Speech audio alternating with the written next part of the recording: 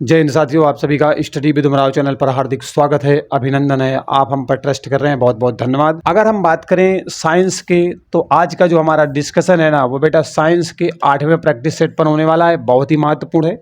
जिस भी परीक्षा की आप तैयारी कर रहे हैं, चाहे एसएससी की हो, यूपी SSC के अंतर्गत आने वाली कोई परीक्षा हो, पुलिस हो, रेलवे हो, या ऑल वनडे एग्जाम, जहाँ पर आपके सिलेबस के रूप में सामान्य विज्ञान लिखा हुआ है, ठीक है। अगर आपके सिलेबस में बेटा सामान्य विज्ञान है तो समझ लेना बिल्कुल सही जगह में आए हो, क्योंकि सामान्य विज्ञान में आपके फिजिक्स के, केमिस्ट्री के और बायोलॉजी के प्रश्न आते हैं। कहने को सामान्य होता है, लेकिन प्रश्न ठीक ठाक होते हैं, ठीक है। चलिए शुरुआत करते हैं अपने प्रश्नों की। तो सबसे पहला प्रश्न आपके सामने दिया गया है बेटा कि वाहनों की जो हेडलाइट होती है, ठीक है, आपके वाहन है, कोई गाड़ी है, इस तरीके से आप देखते हो, यहाँ पर हेडलाइट लगी होती है, लाइटें लगी होती हैं, ठीक है। तो वो आपसे जानना चाहता है कि किस दर्पण का प्रयोग किया जाता है। तो बेटा यहाँ पर जो लाइटें लगी होती है ना, उसमें जो दर्पण लगा होता है वो कौन सा होता है? तो बेटा अवतल दर्पण होता है। कौन सा होता है? अवतल दर्पण होता है। और अवतल दर्पण का इस तरीके से डिजाइन होता है, ठीक है, समझ सकते हैं। अवतल दर्पण इस तरीके का होता है। तो अवतल दर्पण लगा होता है हेडलाइट में, ठीक। चलिए यहाँ तक समझ में आ गया।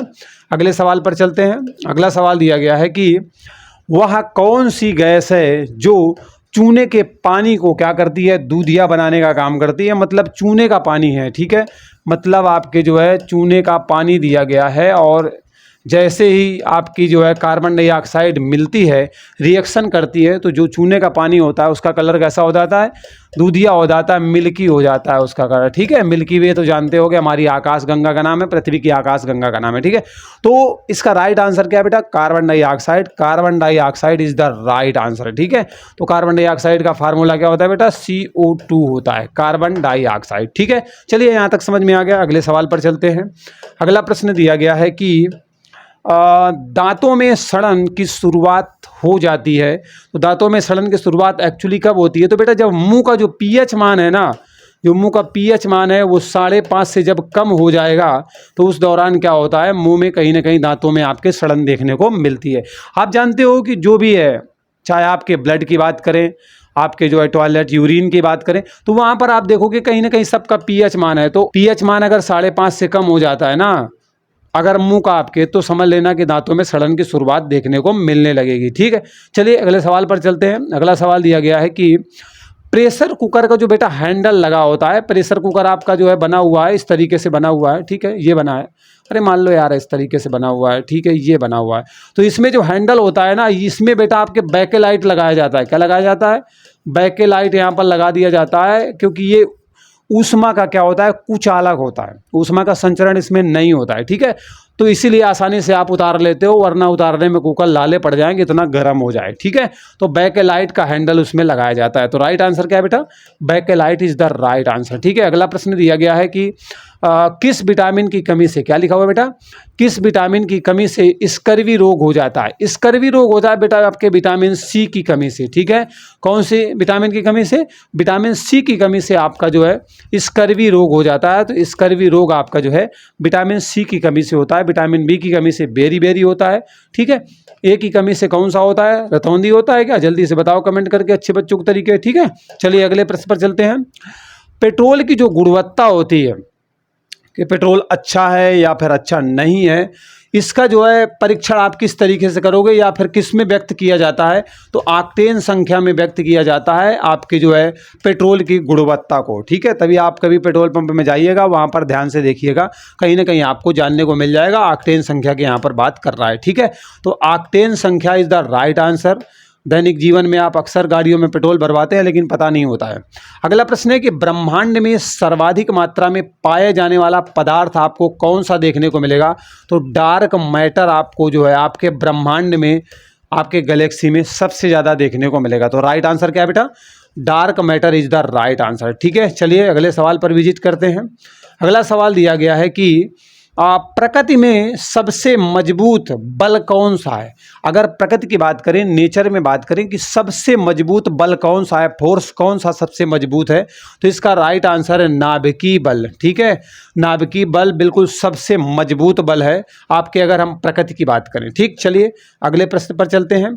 अगला सवाल दिया गया है कि आप विज्ञान के प्रथम क्रांतिकारी खोज क्या मानी जाती है? मतलब विज्ञान के क्षेत्र में, साइंस के सेक्टर में सबसे क्रांतिकारी खोज क्या मानी जाती है? तो इसका राइट आंसर है आग का आविष्कार, क्योंकि आग का आविष्कार हो गया उसके बाद तो आग ही लग गई, ठीक है, दुनिया को। और आप देख रहे हैं साइंस ने कितनी तरक्की। अब हिस्ट्री का क्वेश्चन यहाँ से बन जाएगा कि आग का आविष्कार एक्चुअली में किस काल में हुआ था, नवपाषाण काल में, पुरापाषाण काल में, मध्यपाषाण काल में? आप लोग बताओगे कमेंट करके, ठीक। चलिए अगले सवाल पर विजिट करते हैं। अगला सवाल दिया गया बेटा कि अति सूक्ष्म कणों की गति तथा उनके अंतर संबंधों का अध्ययन विज्ञान की किस शाखा में किया जाता है? मतलब आपके जो सूक्ष्म कण हैं उनकी गति की बात करेंगे, मोशन की बात करेंगे, साथ ही साथ में जो उनके अंतर संबंध हैं उनका अध्ययन विज्ञान के आप किस शाखा में करोगे, ठीक है। तो इसका राइट आंसर है क्वांटम मैकेनिक्स के अंतर्गत इस प्रकार का अध्ययन किया जाता है, अति सूक्ष्म कणों की गति का और उनके अंतर संबंधों का, ठीक है। चलिए अगले सवाल पर चलते हैं बेटा।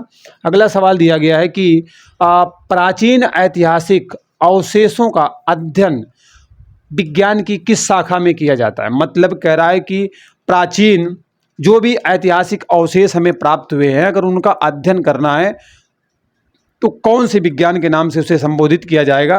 तो इसका राइट आंसर है पुरातत्व विज्ञान बोल दो, या इसे अंग्रेजी में आर्कियोलॉजी बोलते हैं। क्या बोलते हैं बेटा? अंग्रेजी में आर्कियोलॉजी बोलते हैं, और हिंदी में बोलोगे तो पुरातत्व विज्ञान, क्योंकि यहाँ पर पुरातत्वों का अध्ययन किया जाता है और अनुमान लगाया जाता है कि जो भी पुरातत्व अवशेष प्राप्त हुए हैं उनकी एक्चुअली में जीवन काल कितना रहा है, कितने लंबे समय तक जो है वो पृथ्वी के नीचे दबे रहे हैं और आज उनकी जो है प्राप्ति हुई है, मतलब कितने साल पुराना है, कितने हजारों लाखों साल पुराने, ये सारी जानकारी आपके पुरातत्व विज्ञान के अंतर्गत की जाती है, ठीक है।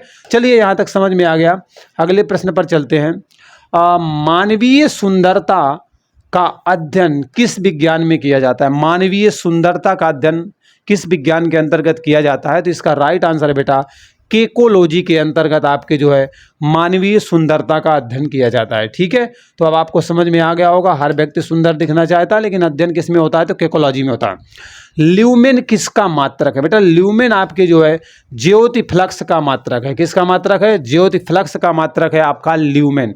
तो ल्यूमेन बेटा आपका जो है ज्योति फ्लक्स का मात्रक है, ठीक है। चलिए अगले सवाल पर विजिट करते हैं। अगला सवाल आपका दिया गया है कि नाव संचालन में, मतलब नाव वगैरह जो चलाई जाती हैं आपके पानी में, तो दूरी किस मात्रक का प्रयोग किया जाता है? मतलब दूरी वहाँ अगर नापनी पड़ जाए तो किस मात्रक का प्रयोग किया जाएगा नाव संचालन में, ठीक है। नाव वगैरह, जहाज वगैरह जो आपके पानी में चलते हैं तो वहाँ पर बेटा नाटिकल मील का प्रयोग किया जाता है, मतलब दूरी को नाटिकल मील में मापा जाता है, कहने का मतलब ये है, ठीक है। चलिए अगले सवाल पर चलते हैं।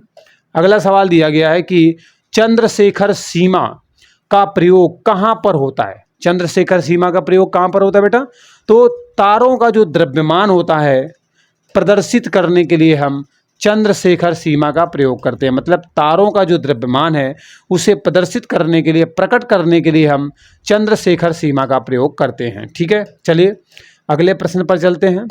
अगला सवाल दिया गया है कि कमरे के ताप व आर्द्रता को नियंत्रित करने के लिए कौन सा यंत्र प्रयोग किया जाता है? मतलब कमरे का जो टेम्परेचर है ना उसको, या फिर आर्द्रता जो नमी वगैरह होती है उसको नियंत्रित करने के लिए किस यंत्र का प्रयोग किया जाता है?